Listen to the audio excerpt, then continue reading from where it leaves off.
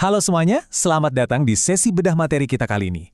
Hari ini kita bakal membongkar habis sebuah fenomena yang jujur aja lagi hangat-hangatnya diobrolin di mana-mana.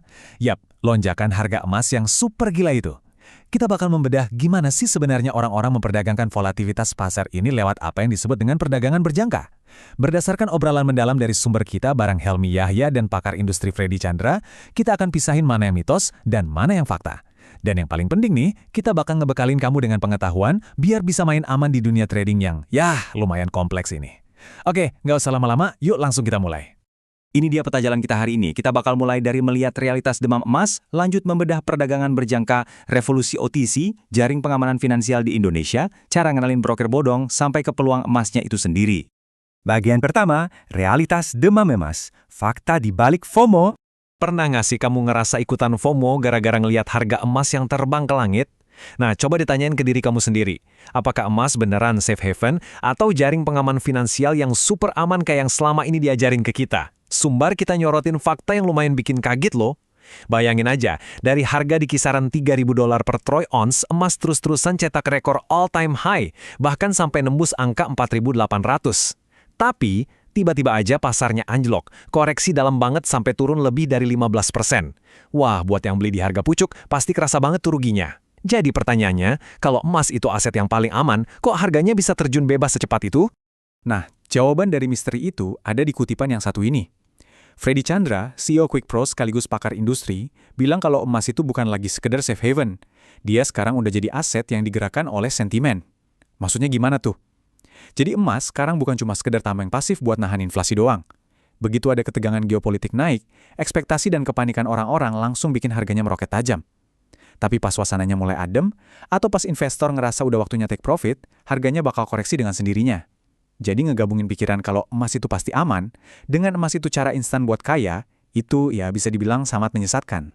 Oke, masuk ke bagian 2, membedah perdagangan berjangka, memahami konsep dasar. Melihat harga yang naik turun secepat itu, terus gimana dong cara para trader ngambil untung tanpa harus nyimpen tumpukan emas batangan di dalam brankas rumah mereka? Disinilah masuk yang namanya perdagangan berjangka atau futures trading. Simpelnya gini, ini tuh transaksi jual-beli di mana harganya udah disepakati hari ini, tapi penyerahan barang atau uangnya baru diselesain nanti di masa depan. Bisa sebulan, 3 bulan, atau bahkan setahun ke depan. Intinya, kamu ngunci harga sekarang buat ngelindungin diri dari harga yang loncat-loncat di kemudian hari. Biar gampang ngebayanginnya, sumber kita ngasih analogi yang menurutku brilian banget.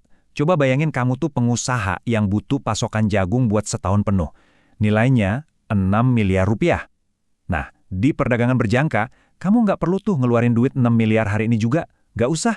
Kamu cuma butuh nyetor jaminan atau margin yang super kecil, sekitar 1-2% aja buat ngikat kontraknya.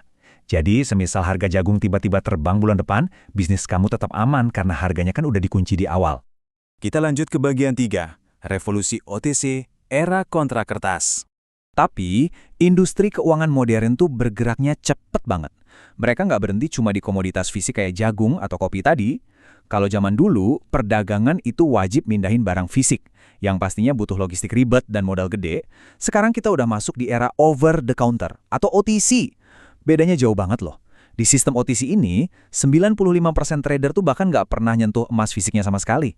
Mereka murni cuma memperdagangkan nilai kontrak di atas kertas secara real time lewat aplikasi di HP mereka. Mereka merespon sentimen harga setiap detiknya. Likuiditasnya, jangan ditanya, luar biasa tinggi. Kamu benar-benar bisa masuk dan keluar dari pasar cuma dalam sekejap mata. Masuk ke bagian 4, jaring pengaman finansial Indonesia. Tentu aja, mainin kontrak kertas bernilai triliunan rupiah dalam sekejap mata itu risikonya nggak main-main. Coba kita lihat lini masa ini.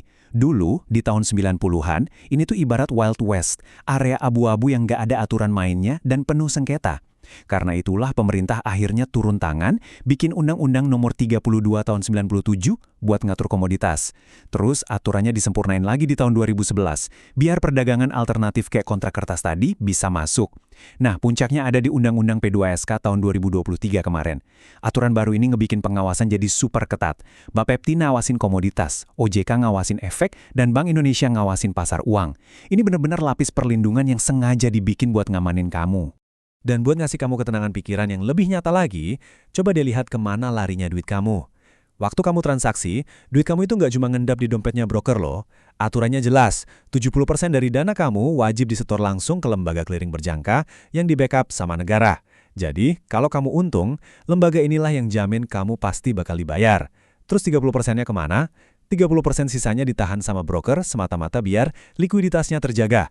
Jadi, kalau kamu mau narik dana atau withdrawal hari itu juga, prosesnya bisa instan tanpa hambatan. Bagian 5.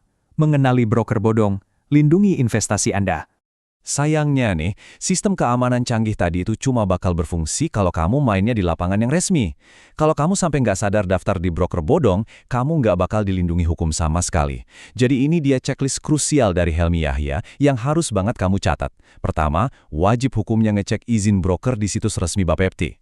Kedua, perhatiin spesifikasi produk dan biaya transaksinya, pastikan masuk akal. Ketiga, ingat hukum emas investasi. Keuntungan tinggi itu selalu gandengan sama resiko tinggi. Jangan gampang ngiler sama promo nggak masuk akal yang ngejanjiin duit kamu bisa berlipat ganda dalam sebulan. Dan yang keempat, ini fatal banget kalau dilanggar. Jangan pernah transfer dana investasi kamu ke rekening bank pribadi. Transaksi yang sah itu harus selalu pakai rekening terpisah atas nama perusahaannya. Bagian 6 yang terakhir nih, peluang emas, potensi dan resiko. Oke, katakanlah kamu udah ngerjain PR kamu, udah nemu broker resmi yang masuk top 10, dan kamu udah paham risikonya. Terus, seberapa gede sih sebenarnya potensi pasar emas ini ke depannya? Institusi raksasa macam JP Morgan dan Goldman Sachs itu memproyeksikan harga emas bisa meroket sampai ke level $6.300. Gila kan? Dan angka ini nggak muncul dari ruang hamba loh, ada pergeseran fundamental skala global sekarang ini. Negara-negara besar kayak China, Rusia, Turki, dan India lagi ngeborong emas gila-gilaan sampai ratusan ton per tahun. Buat apa? Mereka lagi ngelakuin dedolarisasi alias pengen lepas dari ketergantungan cadangan devisa mereka sama dolar Amerika. Nah, pergeseran inilah yang ngebuka peluang besar buat tren harga emas. Tapi tunggu dulu, peluang gede itu pastinya jalan bareng sama resiko yang sama gedenya. Jangan pernah lupa sama hukum dasar perdagangan berjangka. Karena kamu pakai leverage, artinya kamu transaksi nominal gede cuma pakai jaminan margin 1 atau 2%, maka fluktuasi kecil aja efeknya bisa fatal. Masih ingat cerita harga emas yang anjlok 15% di awal tadi? Kalau posisi kamu lagi salah, koreksi 10% aja udah lebih dari cukup buat memicu likuidasi, yang bakal nyapu bersih seluruh modal jaminan kamu. Bener-bener habis dalam hitungan menit. Yang mana ini bawa kita ke pertanyaan akhir yang benar-benar harus kamu renungin. Di pasar yang harganya bisa terbang atau nyungsap cuma gara-gara rumor perang atau ekspektasi publik, sebenarnya kamu ini lagi berinvestasi pakai strategi dan analisa data makro yang kuat, atau kamu cuma lagi berjudi nebak-nebak arah angin. Kayak pepatah yang sering banget ditekankan, investigasilah sebelum investasi. Jangan sampai karena terlalu pengen cepat kaya, kamu malah tergulung sama gejolak pasar yang emang nggak kenal ampun. Teruslah belajar, pastikan brokernya legal, dan kelola risiko kamu dengan bijak. Terima kasih banyak udah ngikutin sesi bedah materi kita kali ini, dan sampai ketemu di analisis mendalam berikutnya.